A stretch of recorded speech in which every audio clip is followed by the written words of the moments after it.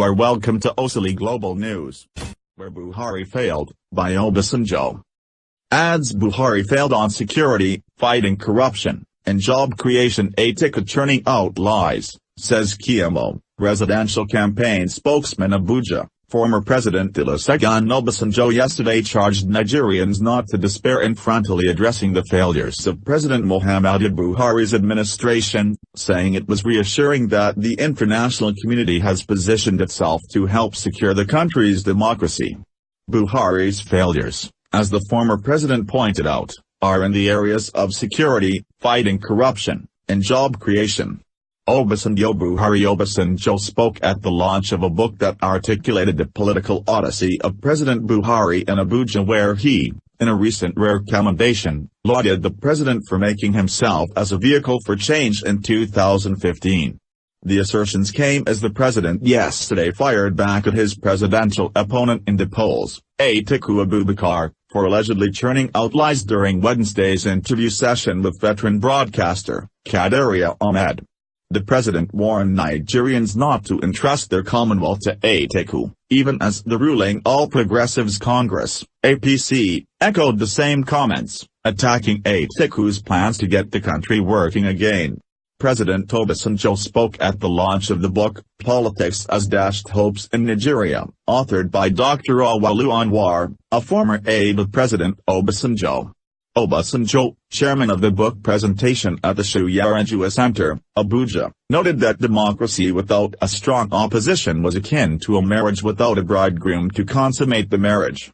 The book launch was attended by some of Nigeria's most visible political actors, including Atiku, who was represented by Senator Rabiu Kwankwaso, former Chief Justice of Nigeria, Justice Muhammadu Lawal Uwais, Governor Nasir El-Rufai of Kaduna, who was represented by his deputy, Mr. Balabantex, Professor Turhumba Shija, the book reviewer, Dr. Amar Arto, Senator Ibrahim Ida, and former APC spokesman, Malam Bolaji Abdullahi, among others. Also present were the spokesperson of Ifnafir, Yinka Adan-Makan, and former Minister of State, Defense, Johnson Agiyi Jr. Where Buhari failed, by Obasanjo. Obasanjo said in his speech, since the book is about the Buhari Organization, TBO, Congress for Progressive Change, CPC, All Progressive Congress, APC, and Buhari's political life and activities up to the second year of Buhari's administration, I will touch on 2 or 3 points that may be of interest to all of us. President Buhari served the purpose of galvanizing efforts to get Jonathan and PDP out of office. Buhari and the APC must get the credit because democracy without a strong opposition is like a marriage without the bridegroom consummating the marriage. But on the midterm scorecard, Dr. Anwar pointed out 3 significant and tangible areas of failure: security, fighting corruption and job creation. As at today, these 3 areas are still what they were at midterm, not yet a success story. Dr. Anwar touched on another significant but intangible areas of failure: exemplary leadership which induced character and power for the sake of what may be called power for self-aggrandizement. I can say that I understand where Dr. Anwar is coming from to get the title of the book, but we must face despair with optimism. I am not in despair, and I would ask the rest of us not to be in despair. Our hope lies in a democracy with good governance as one of the hallmarks, which is free, fair, transparent and credible elections. Noting the fact that Nigeria, Senegal, Ghana, and Côte d'Ivoire were soon to face general elections, the former Nigerian leader said it was ironic that in all 4 countries, the incumbent administrations came from the opposition to power on the platform of democracy. If we all cherish democracy, we will all guard and protect our fledgling democracy, and that, I believe, is the main purpose of Dr. Anwar's book. As for me, I will do everything within me possible to safeguard democracy for good governance in Nigeria and for all Nigerians. I am particularly happy in this respect that most Nigerians themselves are rising to their duties, obligations, and responsibilities as guardians of our democracy. I commend all those that are standing for democracy. Remember that if you stand aloof when evil is being perpetrated, you will become an accomplice in the perpetration of evil.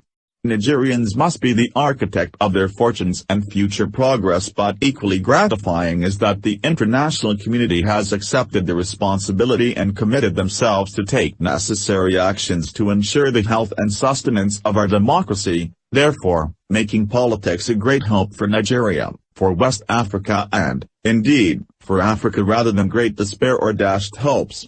We salute and appreciate those who support us for the general good of Nigeria. With a population of 200 million and rising, our misfortune has implications for the rest of Africa and the rest of the world in general. Nigeria's potentials shall be realized by the grace of God. In his keynote address, former presidential aide and a member of the House of Representatives, Dr. Asman Bukaji, lamented that poor governance was deepening poverty in the country and questioned the rationale for making secondary education the eligibility to be president of the country. Also recommending Rwanda's philosophy to address ethnic differences in the country, Bukaji said, "Today, if you go to Rwanda, you cannot know who is a Tutsi, who is a Hutu. If you ask them, you will never get an answer. They will just smile. Because they agree that, they will not go back to that thing that divides them. And they have succeeded. This is what we require to salvage our country." Atiku churning out lies, says Kiyamo. Meanwhile, President Buhari yesterday sharply rebuked the PDP presidential candidate, Atiku Abubakar, on what he claimed were lies allegedly churned out during the interview session with Ms. Kadaria Ahmed last Wednesday. He charged Nigerians to be wary of Atiku, and his running mate, Peter Obi, who he said could mortgage the country's commonwealth to themselves. In a statement articulated by his campaign spokesman, Festus Keyamo, San, the president accused Atiku of lying about the country's GDP at the point of handover in May 2015. That the APC caused the recession in 2015, that insecurity was restricted to the Northeast in the preceding regime, and that the number of out-of-school children grew to 12.5 million during his regime. Buhari also debunked as a lie Atiku's justification that the law allowed him to set up a private company while still working in the customs, and the claim by Mr. Obi that Nigeria's poverty level was at a record level. He said, yesterday, Nigerians watched with shock and dismay the bare-faced lies, and outright dishonest claims of the presidential and vice-presidential candidates of the People's Democratic Party, PDP, Alhaji Atiku Abubakar and Peter Obi in the television show tagged the candidates. It is a well-documented fact that at handover, the GDP growth rate was 2.35%. The economy was on a free fall as the GDP growth rate had dropped for 3 consecutive quarters. On the GDP growth rate, he said, with a consistent and rapid drop of our GDP, the coordinating minister of the economy at that time, Obasanjo Iweala, former central bank governor Professor Charles Soludo, and the central bank governor at the time, now Emir of Kano, Sanusi Lamido Sanusi, warned the PDP government and Nigerians that we were headed for a recession. On the spread of the insurgency, he said, Nigerians will recall that the Boko Haram activities had spread all over the northeast, northwest, and north central. For instance, UN headquarters, police headquarters, a bus stop in Nyanya, and a prominent plaza in Used were all bombed during the era of the last government in Abuja. A church or mosque was bombed every week in 2013-2014. On Obi's claim that the population of out-of-school children was 13.5 million under this administration, he said, the figure of 13.2 million out-of-school children was a 2015 survey by UNICEF.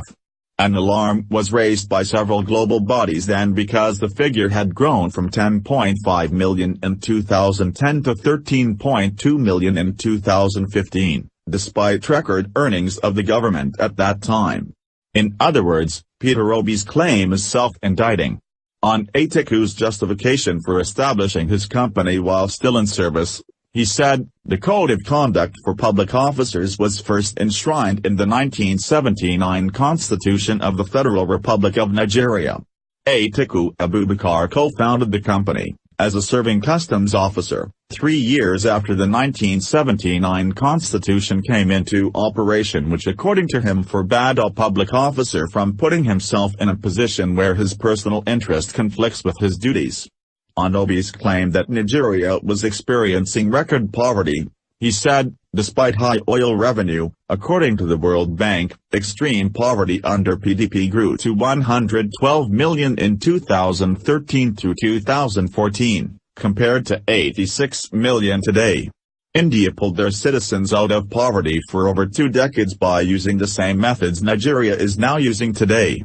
In summary, one would have thought that in the course of the program, the candidates, Atiku, Obi would have modified the lies they told earlier in their campaigns and make it consistent with reality, as most of them were already fact-checked by independent bodies and proven to be lies. Alas, they have continued on the same path, believing that if you tell a big enough lie and tell it frequently enough, it will be believed. Concluding, Buhari said, after watching Atiku, beyond that program, it has become clear to all Nigerians that our public institutions and Commonwealth would be in grave danger if left in the hands of these dodgy and questionable characters who have no morals and no scruples about using and misusing public funds for private gains. Amnesty for looters, we're shocked, says APC. The APC also spoke in the same light at a press conference addressed by its spokesperson, Malam Larissa Anilu. He said that going by Atiku and Obi's shocking confession that their administration will grant amnesty to looters, we are equally shocked and hereby align with the wide section of Nigerians who are now abundantly clear of their intentions if elected and now see the collective need to stop them, where Buhari failed, by Obasanjo.